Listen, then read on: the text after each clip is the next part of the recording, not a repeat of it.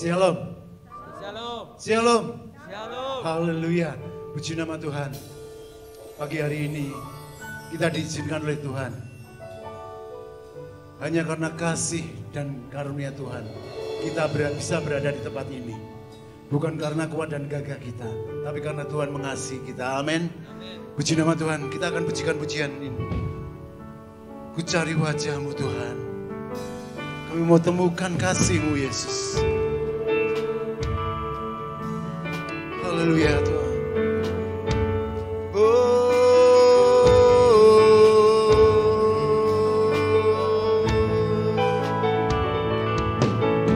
Ku cari wajah, temukan kasih-Mu. Kau bukan Tuhan yang jauh dariku.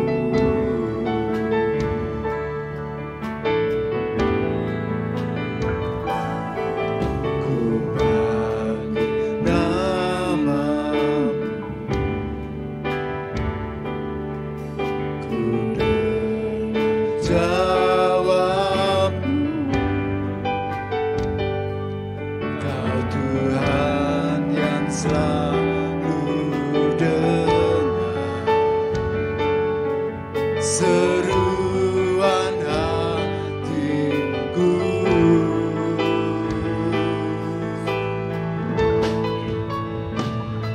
Sungguh indah Kau Tuhan, penuh kasih dan sayang. Kau tempat penghiburan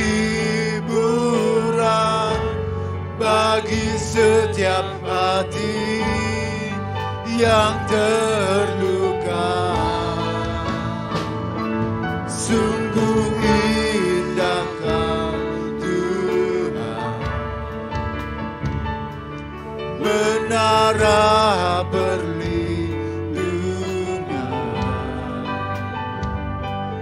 Kau sumber kekuatan bagi semua orang yang membutuhkan. Saya undang jemaat untuk bangkit berdiri. Haleluya. Ku cari wajah-Mu, temukan kasih-Mu. Kau bukan Tuhan yang jauh dariku. Ku panggil nama-Mu,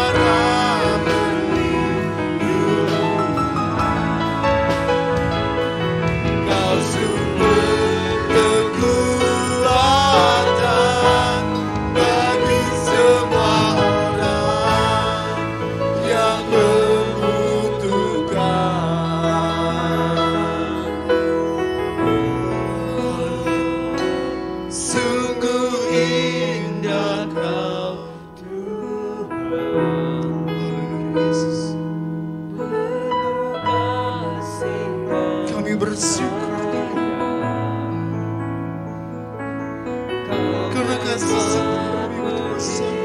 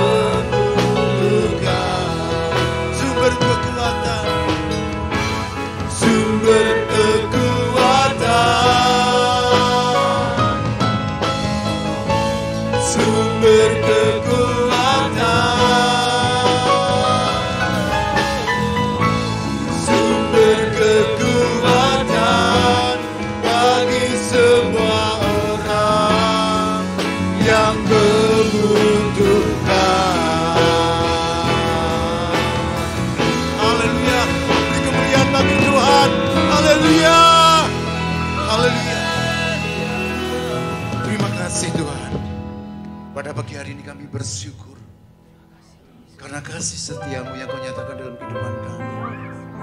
Terima kasih Bapa, sepanjang malam kau telah jagai kami.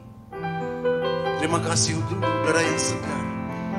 Kami bersyukur kau kirim kami di tempat ini untuk kami boleh beribadah, memuji dan memuliakan nama-Mu. Tuhan, kami serahkan jam ibadah pagi hari ini ke dalam tangan-Mu.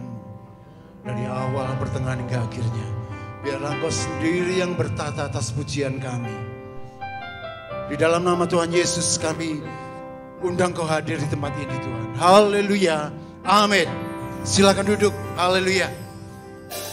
Mari kita angkat suara kita. Kita mau lulukan nama Tuhan Yesus.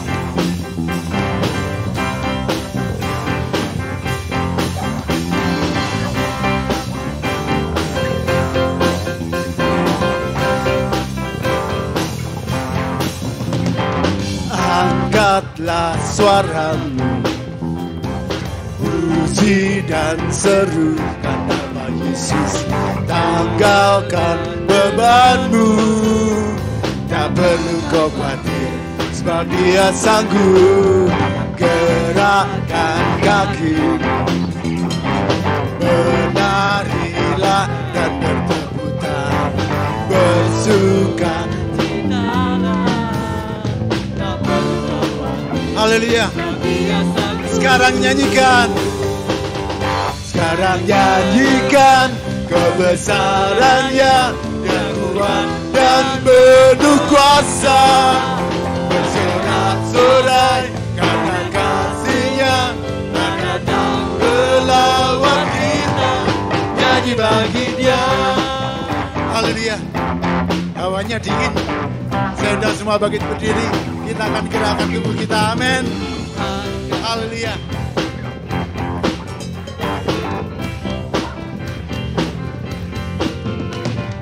Angkatlah suaramu, puji dan serukan nama Yesus. Tanggalkan bebanmu, tak perlu kau khawatir, sebab Dia sanggup. Gerakan kaki kita, haleluya. Berlarilah dan bersuka citalah, tak perlu kau khawatir, tapi Dia sanggup. Sekarang nyanyikan, sekarang nyanyikan kebesaran-Nya yang kuat dan penuh kuasa. Sorak-sorai karena kasih-Nya melawan kita. Sekarang nyanyikan kebesaran-Nya yang kuat dan penuh kuasa.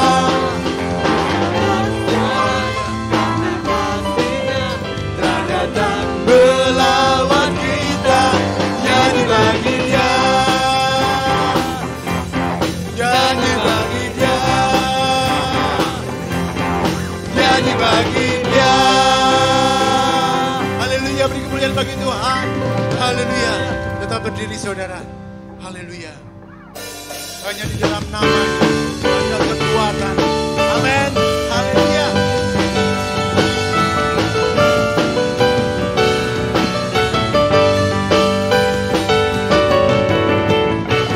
Firman terang jalan, perisaian setiap waktu, lindungiku dari sekarang.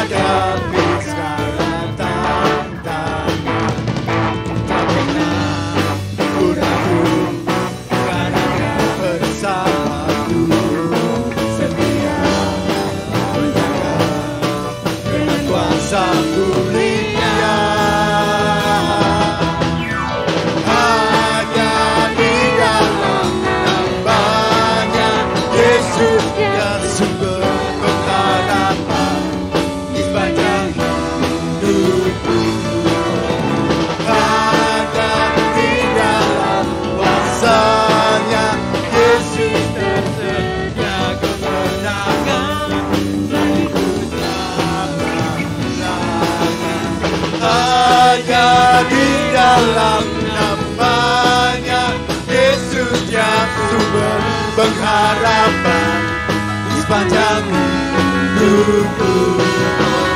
Hanya di dalam kuasa-Nya pasti tersedia kemenangan bagiku selamanya.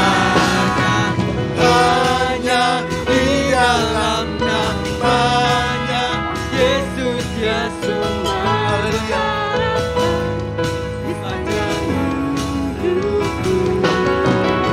Hanya di dalam kuasa-Nya pasti tersedia kemenangan bagiku selamanya.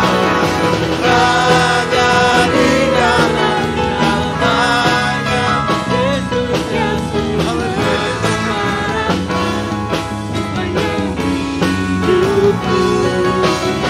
Hanya di dalam kuasa-Nya pasti tersedia kemenangan bagiku selama-lamanya.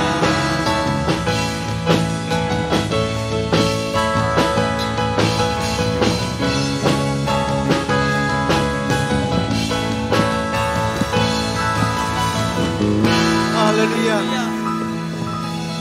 Masih kuat berdiri. Kita akan pujikan pujian terakhir dan kita akan mendengarkan firman Tuhan. Sejauh timur dari barat, Engkau membuang dosa-dosa kami, Tuhan. Haleluya, Yesus.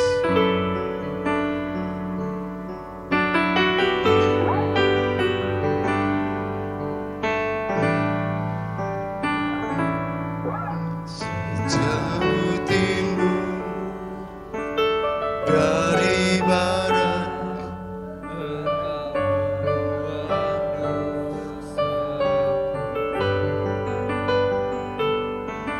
tiada kau ingat lagi pelanggaranku.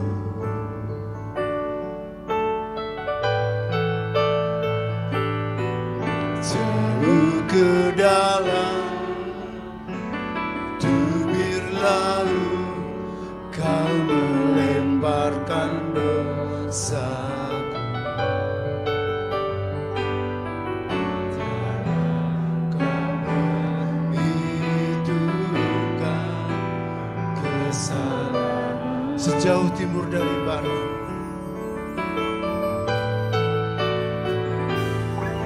sejauh timur dari barat, Engkau membuang dosaku. Tiada kau ingat lagi pelanggaranku.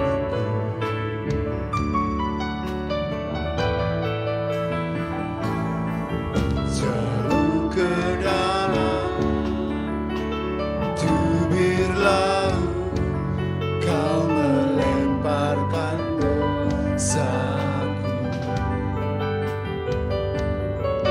Tiada kau perhitungkan pelanggaranku. Betapa besar kasih setia-Mu, betapa besar kasih pengampunan-Mu, Tuhan. Tak kau pandang hina hati yang hancur.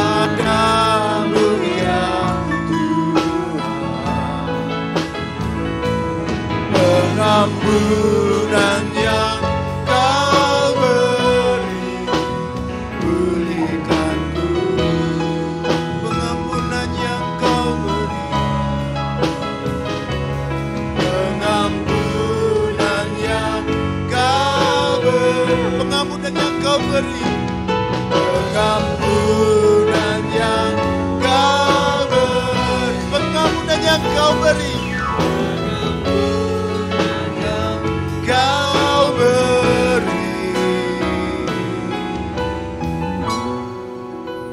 Pulihkan ku, oh, haleluya.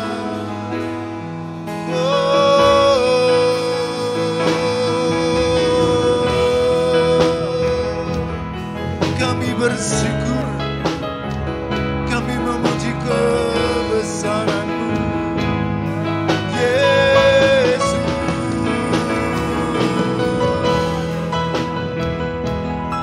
Terima kasih Tuhan, Engkau baik Yesus.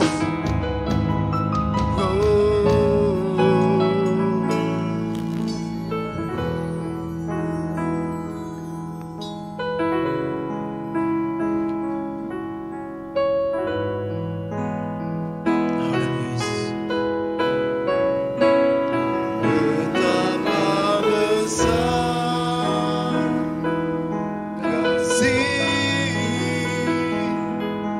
pengampunan-Mu Tuhan.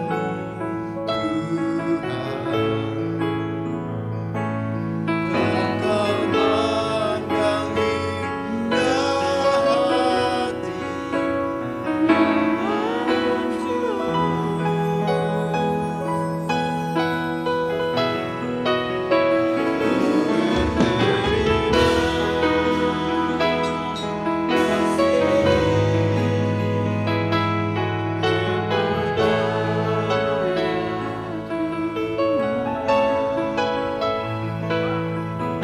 Pengampunan yang kau beri, pulihkan ku. Pengampunan yang kau beri, pengampunan yang kau beri, pengampunan yang kau beri, pengampunan yang kau beri, pengampunan yang kau beri. Pengampunan yang kau beri, pulihkan ku. Terima kasih Tuhan, kami bersyukur. Bapa, kami sudah memuji dan memuliakan nama-Mu. Tiba saatnya kami mendengarkan kebenaran daripada firman-Mu.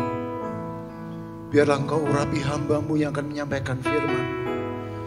Biarlah Tuhan Kau pakai hamba-Mu sebagai kepanjangan lidah-Mu untuk menyampaikan kebenaran daripada firman-Mu Tuhan pada setiap kami.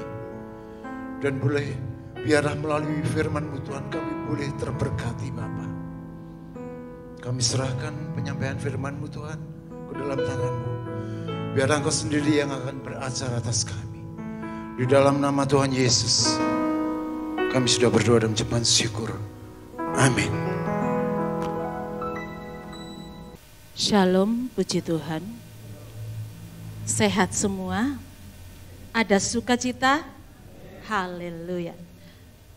Hari ini tema yang diberikan kepada kita semua adalah memperbaiki mezbah. Ya, memperbaiki mezbah. Otomatis kalau kata memperbaiki, berarti mezbahnya nggak benar, gitu ya. Kata memperbaiki artinya merombak, memulihkan, ya, untuk menjadi seperti semula yang ditetapkan oleh Allah. Nah, sebelum saya sampaikan apa yang menjadi tema kita tentang memperbaiki mezbah, kita harus tahu dulu kata mezbah yang sebenarnya, begitu. Bapak Ibu yang dikasihi oleh Tuhan, mezbah muncul pertama kali, kata ini muncul pada Kejadian 8 ayat 20 sampai 21 setelah kejadian musibah air bah Nuh. Nah, ketika mereka melewati masa musibah itu, mereka keluar dari baru mereka mendirikan mezbah. Namun sebelumnya mezbah belum dipakai, tapi ada korban persembahan syukur yang disampaikan oleh Kain dan Habel. Ya, pada masa itu anak-anak daripada Adam dan Hawa. Nah, dalam bahasa Ibrani kata mezbah atau dalam bahasa Inggris altar ini berasal dari kata syabak yang artinya menyembelih, gitu ya. Saya berikan garis besar dulu supaya sebelum kita masuk dalam tema dari pemberitaan firman pagi ini. Syabak yang artinya adalah menyembelih binatang. Jadi mezbah identik dengan korban, ya. Dalam perjanjian lama, korban selalu dipakai sebagai tanda pengesahan sebuah perjanjian. Mezbah berkaitan dengan hubungan yang terjadi antara dua belah pihak. Itu pada zaman PL. Namun satu perkara, konteks yang ada, ternyata itu berkaitan dengan tabernakel. Ya, wow. Sebenarnya nggak cukup kita bicara tentang mezbah untuk poin pada waktu sebentar. Cuma saya berikan garis besar aja. Zaman Adam, zaman Nuh, zaman Abraham, Musa dan Daud. Ada dua tabernakel yang terkenal yaitu Musa dan Daud. Kalau Musa itu hening, ya Bapak Ibu ya, hening banget, wah teduh gitu. Tapi kalau zaman Daud, tabernakel Daud, pondok Daud istilahnya seringkali kita dengar gitu ya, itu ada puji-pujian yang dengan musik gitu ya, sesuai dengan pribadi beliau gitu. Itu luar biasa. Jadi mezbah erat kaitannya dengan penyembahan. Ya, penyembahan. Apa itu penyembahan? Esensi dari penyembahan adalah perjumpaan antara roh Allah dengan roh manusia. Karena itu penyembahan tidak terbatas, ya. Penyembahan itu tidak terbatas oleh ruang dan waktu. Begitu. Kita dapat menyembah Tuhan di mana saja dan kapan saja. Yang terpenting adalah hati kita, ya, hati kita yang senantiasa rindu mengasihi Tuhan. Dan Tuhan tahu hati kita. Tuhan tahu hati saudara, Tuhan tahu kedalaman hati, makanya firman Tuhan melihat hati. Enggak melihat casing saudara, enggak melihat penampilan ketika kita berdiri melakukan pekerjaan Tuhan, enggak. Tapi Tuhan melihat hati setiap kita yang berdiri di dalam hadirat Tuhan. Begitu. Kita dapat menyembah Tuhan di mana dan kapan. Yang terpenting apa? Hati kita senantiasa rindu dan mengasihi Tuhan. Dan Tuhan tahu kapan hati kita benar jujur di hadapan Allah dan kapan hati kita berbohong di hadapan Allah. Begitu. Manusia tidak tahu isi hati Bapa dan Ibu dan saya. Tapi Tuhan tahu isi hati kita. Makanya kita telanjang, terbuka semuanya di hadapan Allah. Kita bisa bermuka manis di hadapan orang. Kita bisa berbuka, ramah tamah di muka orang. Tapi siapakah yang mengetahui hati manusia? Selain Tuhan kita, begitu. Namun perkara yang mau saya sampaikan bagi kita semua. Wajah saudara dan saya, kita bisa manipulasi dengan ekspresi yang kita tampilkan. Tapi ketika Tuhan melihat hati manusia, siapa yang tahu? Begitu, saya ulangi ya. Siapa yang tahu? Penilaian Tuhan sangat prinsipil dalam hal ini. Dalam Yohanes pasal 4 ada standarisasi mezbah yang benar. Coba kita buka dalam Yohanes pasal 4 ayat 23.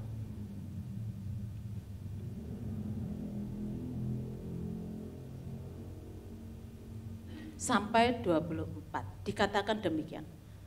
Tetapi saatnya akan datang dan sudah tiba sekarang bahwa penyembah-penyembah benar akan menyembah Bapa dalam roh dan kebenaran. Sebab Bapa menghendaki penyembah-penyembah demikian. Ayat 24 dikatakan, Allah itu roh, dan barang siapa menyembah dia harus menyembahnya dalam roh dan kebenaran. Itu perkataan dari Tuhan Yesus. Beberapa terjemahan kalimat menyembah dalam roh dan kebenaran diterjemahkan dengan menyembah dalam roh dan ketulusan. Kenapa saya berbicara pelan-pelan? Supaya kita memahami dari perkembangan Mezbah Tabernakel yang kita bahas hari ini. Nah, sekarang kita melihat korban apa yang disukai oleh Tuhan dari pembahasan kita dan pujian yang dinaikkan oleh Pak Dwi tadi.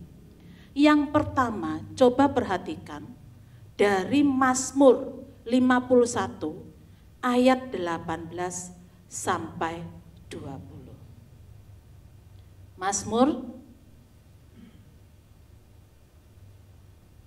18.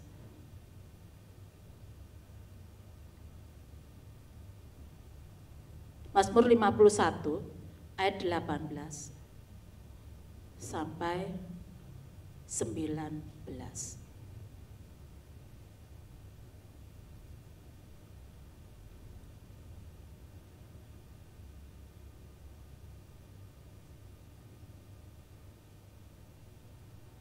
Maaf. Mazmur 51 ayat 18 sampai 19. Sebab engkau tidak berkenan kepada korban sembelihan, sekiranya aku persembahkan korban bakaran, engkau tidak menyukai, itu kata Daud. Korban sembelihan kepada Allah ialah jiwa yang hancur dan hati yang patah dan remuk. Tidak kau pandang hina, ya Allah. Korban yang disukai oleh Tuhan ketika kita membangun mezbah, yaitu apa? Jiwa yang hancur dan apa di situ dikatakan? Ya, jiwa yang hancur. Artinya apa? Dari dalam ini loh yang dipentingkan oleh Tuhan. Bukan ketika kita mau suara yang keras, enggak. Tapi dari dalam yang luar biasa itu. Ketika Hana ya menghadap di rumah, dia berdoa dengan hati yang hancur, begitu ya. Wah, itu enggak gampang. Perasaannya, kehendaknya, pikirannya diserahkan, ditaruh di mezbah itu.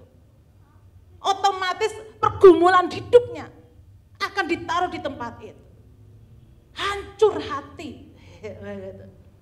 Pernahkah kita merasakan hal itu ketika pergumulan menghadap kita? Bapak Ibu. Apakah kita pergumulan nongol gitu, kita ketawa-ketawa, oh puji Tuhan. Gak bakalan Bapak Ibu ya. Betul ya?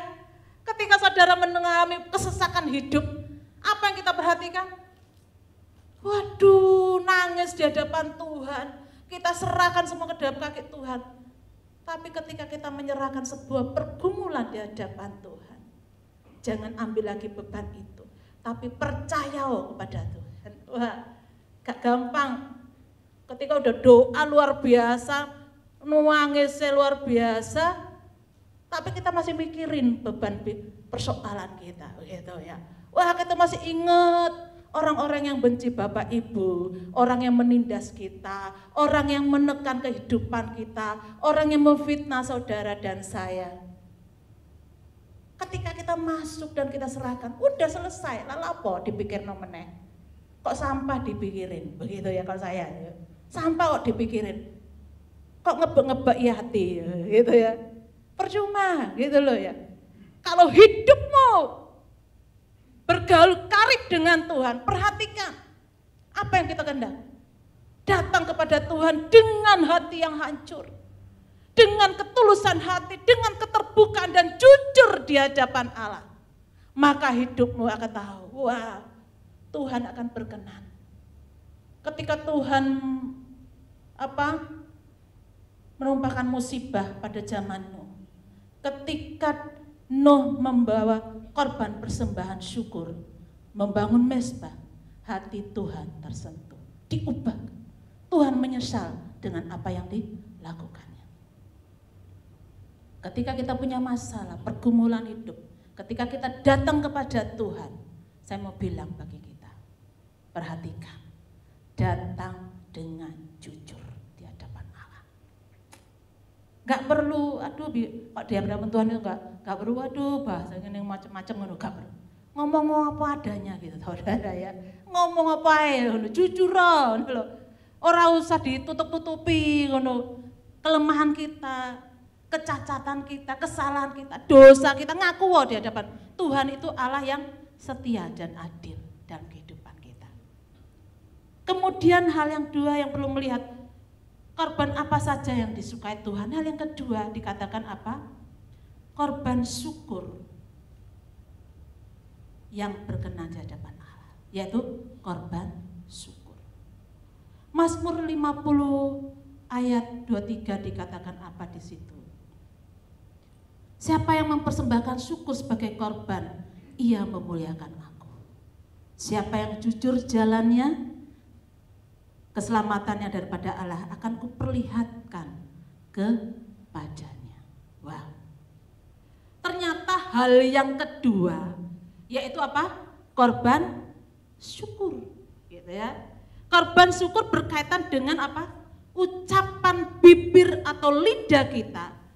Apakah kita dapat mengucap syukur dalam keadaan apapun dalam kehidupan kita? Mungkin kondisi kita berat, tapi kita katakan Tuhan terima kasih. Ya, Tuhan terima kasih. Nggak usah berontak, respon baik, gitu ya. Respon benar dalam setiap permasalahan yang kita hadapi. Allah mau yang begitu. Kemudian hal yang ketiga ya. Hal yang ketiga, apa yang disukai Tuhan ketika kita membangun mezbah dan standar Allah, yaitu hidup yang berkenan. Coba kita buka dalam Roma 12. Roma 12.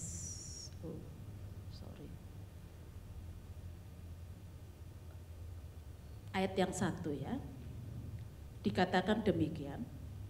Karena itu saudara-saudara, demi kemurahan Allah, aku menasihatkan kamu supaya kamu mempersembahkan tubuhmu sebagai persembahan yang hidup, yang kudus dan yang berkenan kepada Allah. Itu adalah ibadahmu yang sejati. Hidup kita adalah mempersembahkan tubuh kita kepada Allah. Hidup dalam penyembahan dan membawa kita tetap berada pada tujuan dan sasaran yang telah ditetapkan oleh Allah. Nah, ini pengertian dan esensi daripada mezbah. Nah, kita kembali pada tema kita hari ini, memperbaiki mezbah.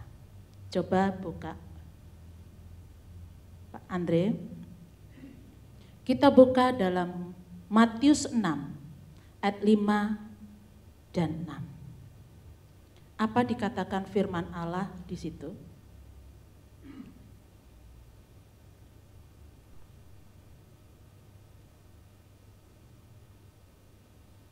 Dikatakan demikian, apabila kamu berdoa, janganlah berdoa seperti orang munafik. Mereka suka mengucapkan doa dengan berdiri dalam rumah-rumah ibadat, pada tikungan-tikungan jalan raya, supaya mereka dilihat orang. Aku berkata kepadamu, sesungguhnya mereka sudah mendapatkan upahnya. Tapi engkau berdoa, masuklah ke dalam kamarmu, tutuplah pintu, dan berdoalah kepada Bapamu yang di tempat yang tersembunyi. Maka Bapamu yang melihat yang tersembunyi akan membalasnya kepadamu. Bapak Ibu yang dikasihi oleh Tuhan, Tuhan Yesus mengajarkan dalam hal berdoa dari Matius pasal 6, Ini penting bagi kita. Prinsip yang Tuhan sampaikan bagi kita. Untuk kita tahu supaya kita bisa memperbaiki mesbah doa kita hari-hari ini. Kenapa sampai bicara tentang mesbah? Karena sinode memberikan program rancangan untuk memperbarui paradigma, ya, pengertian yang benar tentang kebenaran untuk hari-hari ini. Supaya kehidupan umat Tuhan, jemaat Tuhan itu bertumbuh dengan baik dan tidak melenceng dari rencana dan rancangan Allah. Hal yang pertama daripada minggu ketiga ini, kita mulai daripada memperbaiki mesbah. Bicara tentang memperbaiki mesbah, itu berbicara tentang hubungan kita dengan Tuhan, ya. Hubungan kita dengan Tuhan itu penting. Dalam hal ini, Tuhan memberikan, kalau engkau benar dalam hubungan dengan Allah, maka hidupmu juga akan benar. Maka pikiran, kehendak, dan perasaanmu juga akan benar. Ketika segala sesuatu benar sesuai dengan firman Allah, maka hubungan kita dengan orang sekitar kita pun akan menjadi baik adanya. Tidak ada perselisihan. Kalaupun ada perselisihan, kita dapat tuntaskan secara baik-baik begitu. Nah, Bapak Ibu yang dikasihi oleh Tuhan, mungkin sepanjang tahun 2020 sampai 2001 yang lalu, pandemi terjadi, itu mempengaruhi mesbah pribadi kita di hadapan Allah. Saya tidak tahu persoalan kita semua. Kita tidak tahu apa yang terjadi oleh lingkungan kita, orang-orang terdekat kita, bahkan suami saudara, istri saudara, bahkan anak-anak saudara. Kita nggak tahu perasaan mereka. Apa yang mereka pergumulkan, kecuali mereka terbuka dan jujur satu sama lain. Tuhan mengingatkan kita. Firman Tuhan memperingatkan tentang mesbah. Supaya apa? Supaya kita mulai memulihkan mesbah kita di hadapan Allah. Yang pertama dan utama. Coba kita kembali pada ayat yang tadi pasal 6, ayat 5 dan 6. Perhatikan. Dan apabila kamu berdoa, janganlah berdoa seperti orang munafik. Hal yang pertama untuk memperbaiki mesbah, bicara luar dalam itu sama. Kata munafik, kalau di luar dengan di dalam hati tidak sama, itu munafik. Ya, apa yang kau tahu dan tidak tahu, itu munafik. Kau tahu kebenaran, tapi kau tidak melakukan, itu munafik. Begitu. Hal yang pertama ketika kita berdoa, membangun komunikasi dengan Tuhan, bahwa kita bersembunyi, ya, nggak perlu dilihat uang, ngono ya saudara. Oh saudara alim ngono, gak usah. Kamu berdoa seperti orang munafik, terus masuklah ke dalam apa? Kamarmu, ya gitu. Jadi doa itu bukan pertunjukan, tapi hubungan yang pribadi dengan Tuhan. Untuk memulihkan mesbah kita, yang pertama dan utama adalah memperbaiki komunikasi dengan Tuhan, gitu ya. Memperbaiki komunikasi dengan Tuhan bukan ditunjukkan, tapi hanya engkau dan Tuhan yang tahu, gitu. Yang slide pertama.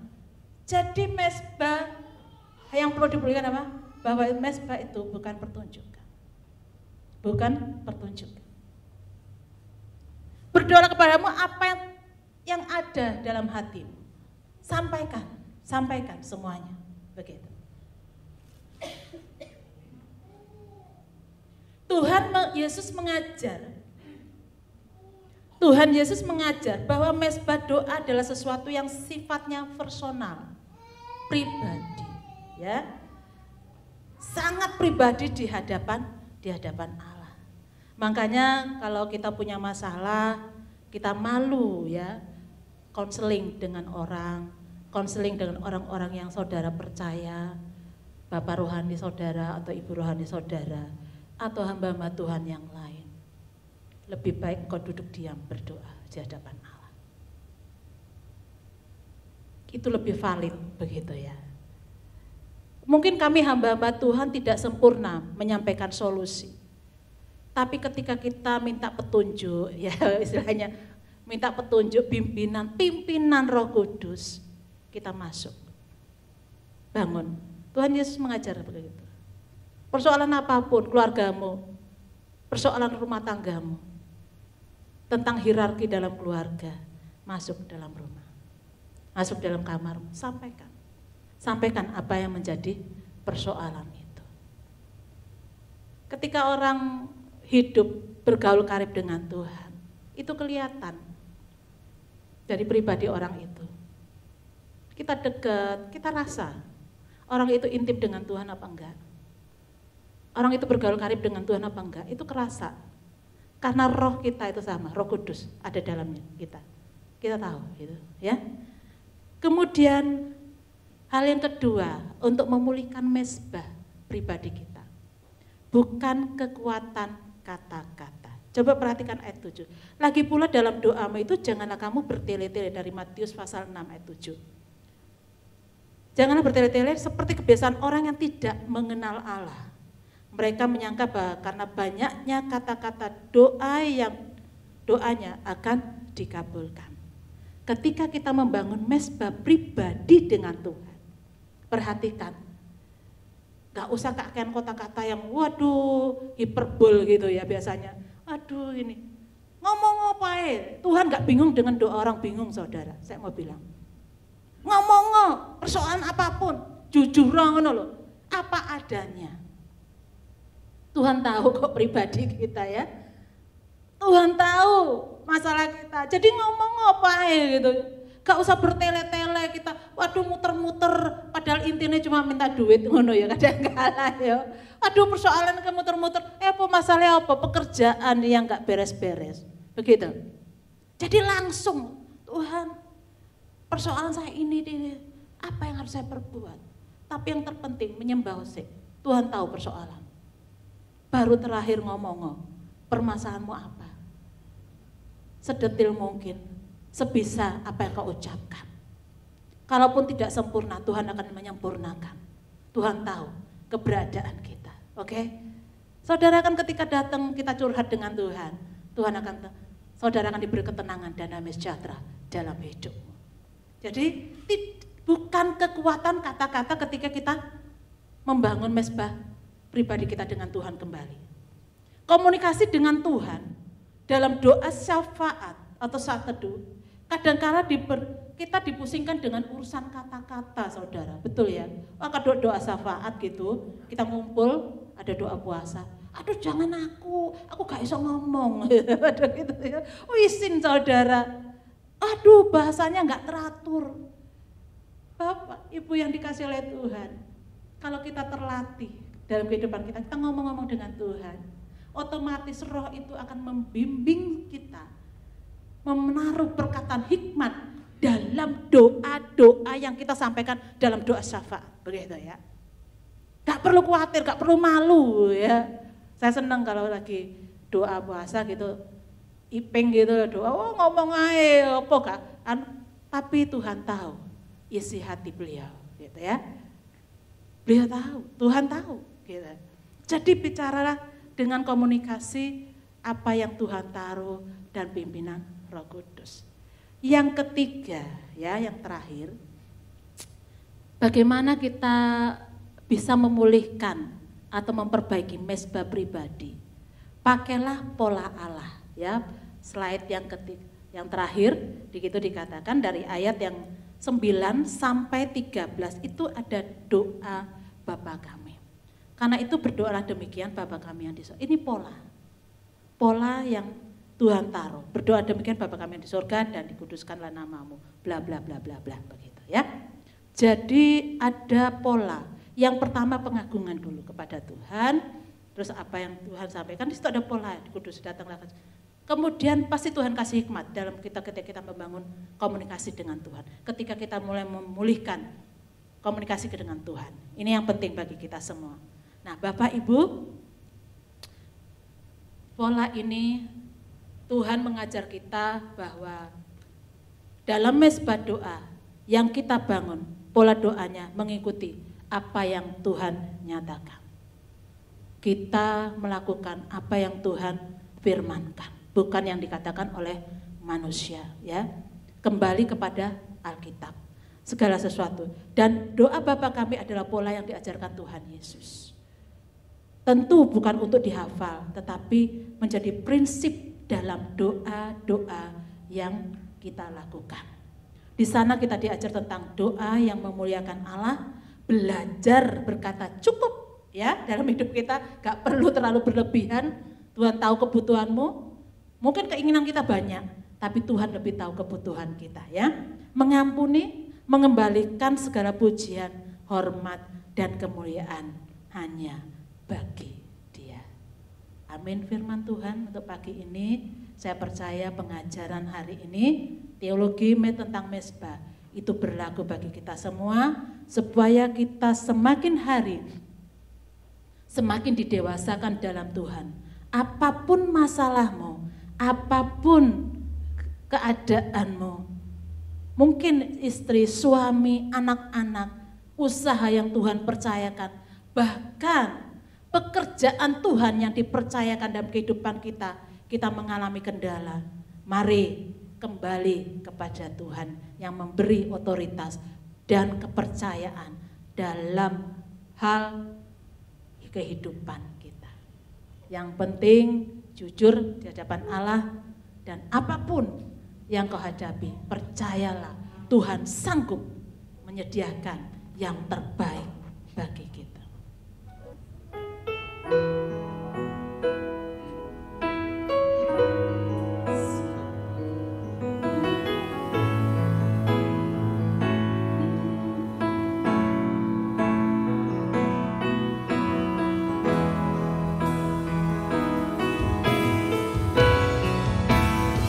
Betapa besar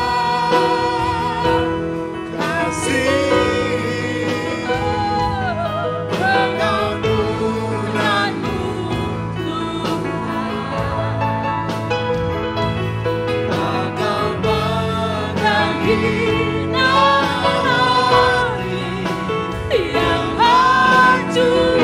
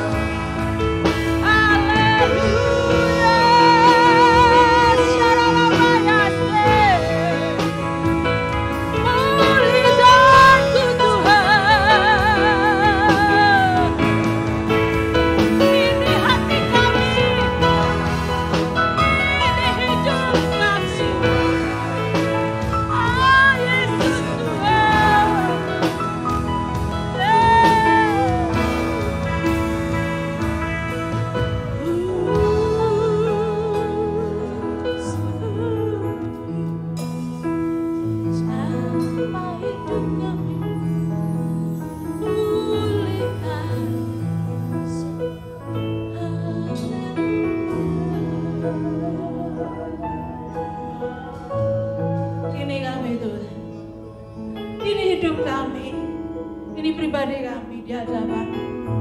Tidak ada yang tersembunyi, semua terbuka di hadapan-Mu. Segala sesuatunya ada dalam tangan-Mu Tuhan. Ampuni kami, hari-hari yang lalu kami tidak benar-benar berkomunikasi dengan baik kepada-Mu. Kami tidak berhubungan baik dengan Padamu Tuhan. Kami sibuk dengan masalah kami. Kami sibuk dengan berkat-berkat yang Kau berikan. Kami sibuk dengan segala sesuatu yang kami miliki. Tapi hari ini Tuhan mengingatkan betapa pentingnya membangun mezbah pribadi kami di hadapan-Mu. Betapa pentingnya kami membangun hubungan karib dengan Tuhan.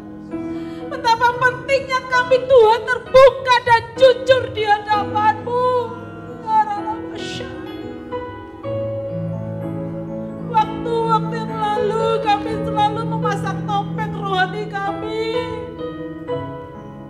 Kami bangga dengan posisi kami bangga dengan status kami. Tapi hari ini Tuhan bukakan segala sesuatu yang Tuhan berikan adalah anugerah. Itu harus dikembalikan kepada-Mu untuk kemuliaan nama Tuhan. Terima kasih ya Tuhan. Mampukan kami ya Bapa. Mampukan kami Tuhan untuk memakai hidup kami. Memberikan hidup kami dalam mezbah-Mu. Apa yang kami miliki, apa yang kami punya dan apa yang kami tahu, itu semuanya untuk kemuliaan nama Tuhan. Berkati setiap kami yang hadir pada hari ini. Berikan kami kemampuan ilahi dengan Roh-Mu yang kudus memimpin kami. Apa yang kami lakukan hari-hari ini biarlah perkenanan Allah ada dalam kehidupan kami. Biar hati kami tetap bersih di hadapan-Mu. Hati kami tetap tulus di hadapan-Mu Allah. Apapun yang kami kerjakan, semuanya untuk kemuliaan nama Tuhan. Terima kasih Roh Kudus. Berkati setiap kami yang mengambil bagian untuk firman Allah ini. Semua untuk kemuliaan nama Tuhan. Hamba-Mu boleh terbatas berbicara, tapi Roh-Mu yang kudus itu akan memberikan pengertian kami yang lebih dalam lagi tentang mezbah rohani, mezbah pribadi, mezbah yang benar-benar berkenan di hadapan Allah. Terima kasih Bapa.